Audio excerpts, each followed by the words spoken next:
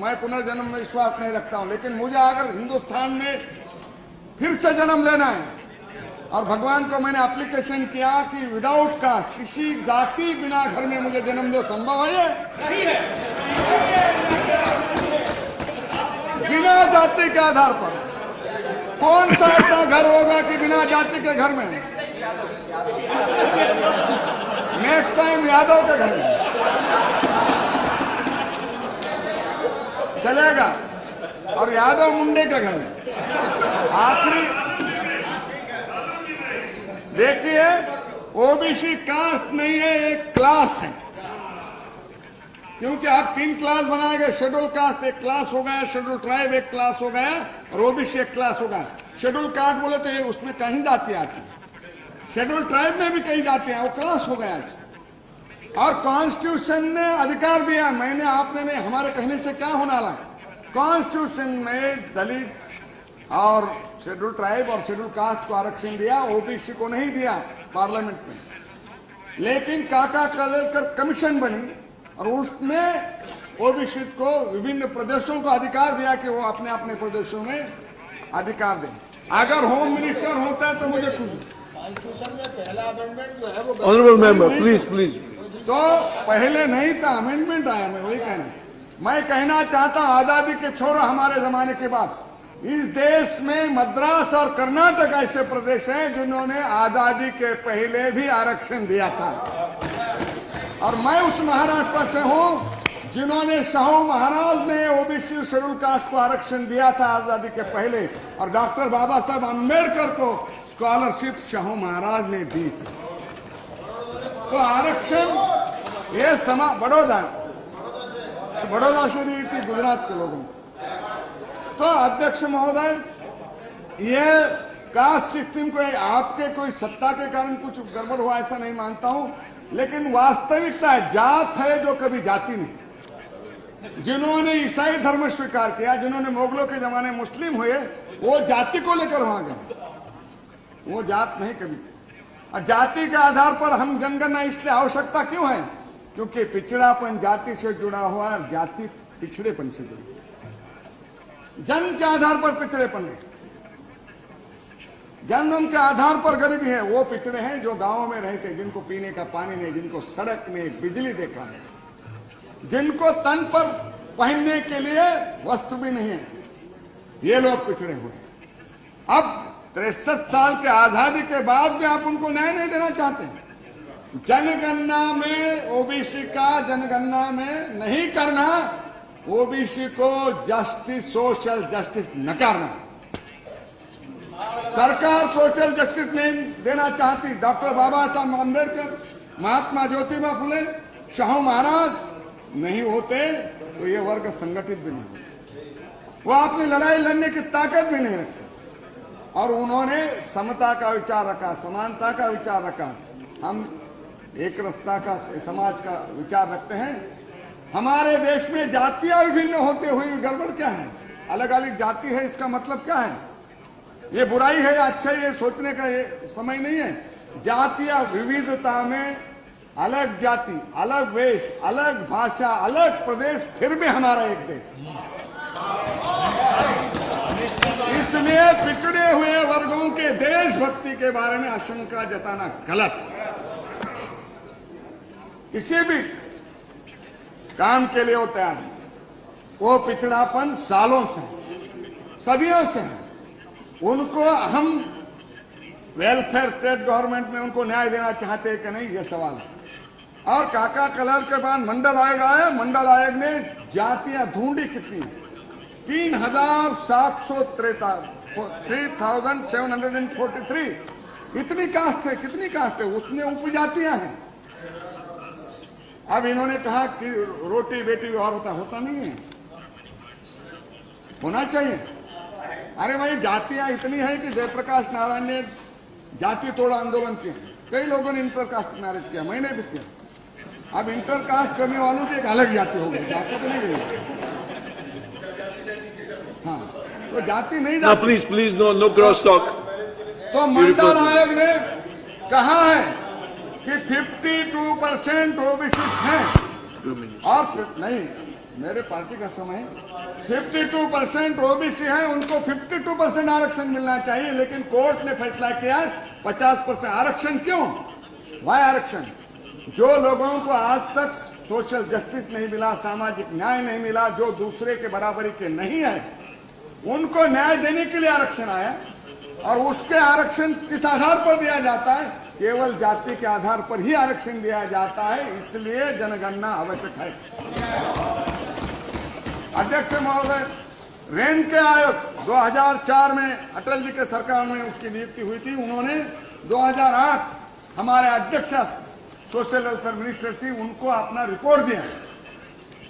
उनमें ही ओबीसी जातियां आती। उन्होंने कहा 47% ओबीसी जाति उनको रेशन कार्ड नहीं है।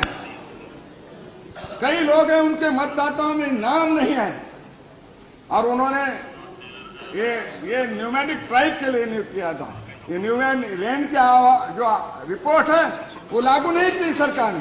मेरी मांग है कि रेन के आयोग रिपोर्ट की ये लागू करनी चाहिए और ओबीसी को न्याय देना चाहिए। उनको घर नहीं, उनको जमीन नहीं। अध्यक्ष महोदय, ये 3 कालेलकर, मंडल, रेन के आयोग, इन सब का परिणाम यही है कि ओबीसी की संख्या कितनी है, जनसंख्या, उसका अंदाजा किसी को भी नहीं है। और क्या एक साइंटिफिक तैयार होगा देश? किसी को कहने का कोई अधिकार नहीं कि साइंटिफिक बेस तैयार होगा कि यह जनसंख्या है और इसकी जनसंख्या के आधार पर विभिन्न प्रदेशों में आरक्षण दिया जा सकता है। अब कॉन्स्टिट्यूशन में शेड्यूल कास्ट के लिए शेड्यूल है, शेड्यूल ट्राइब के लिए शेड्यूल है। जैसे कॉन्स्टिट्यूशन में पार्लियामेंट है, उसके लिए शेड्यूल है, स्टेट गवर्नमेंट है, उसके लिए शेड्यूल है। राजीव गांधी ने कॉन्स्टिट्यूशन में परिवर्तन करके पंचायत राज को शेड्यूल लाया। मेरी मांग है शेड्यूल कास्ट के लिए शेड्यूल है, शेड्यूल ट्राइब के लिए शेड्यूल है। कॉन्स्टिट्यूशन में अभी ओबीसी के लिए भी शेड्यूल होना चाहिए और कॉन्स्टिट्यूशन में अधिकार तो उनका अधिकार नहीं। उनके लिए अलग मंत्रालय भी होना चाहिए। बातें तो बहुत करते हैं, लेकिन उनके लिए सब जातियां बराबर है, सब बराबर है।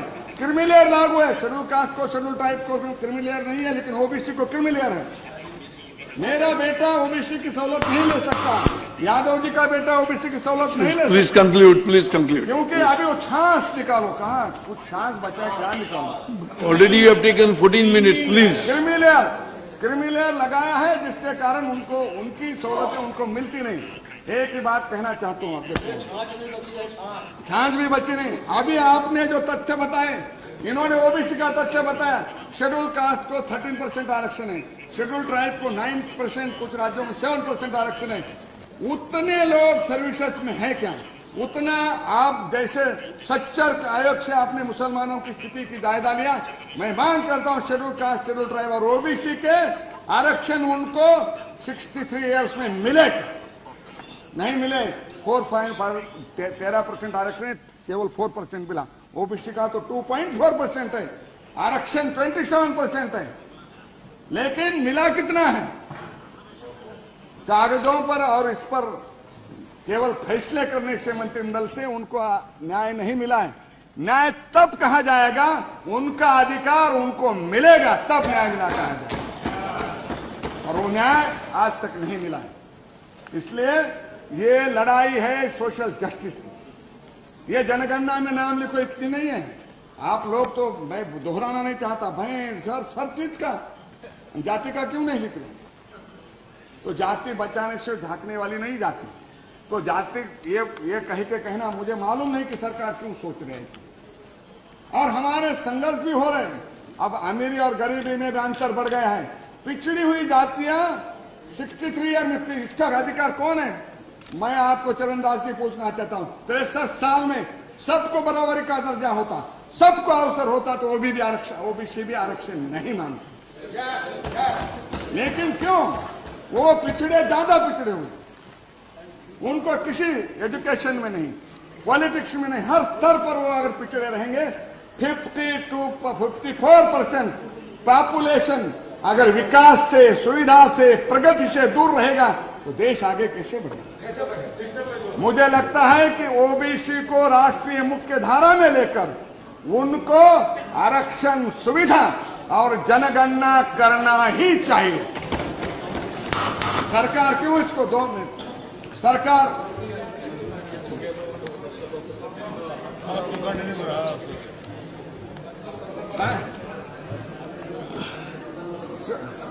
ओबीसी की जनगणना इसलिए हम मांग कर रहे हैं कि ये अवसर है सरकार को भी।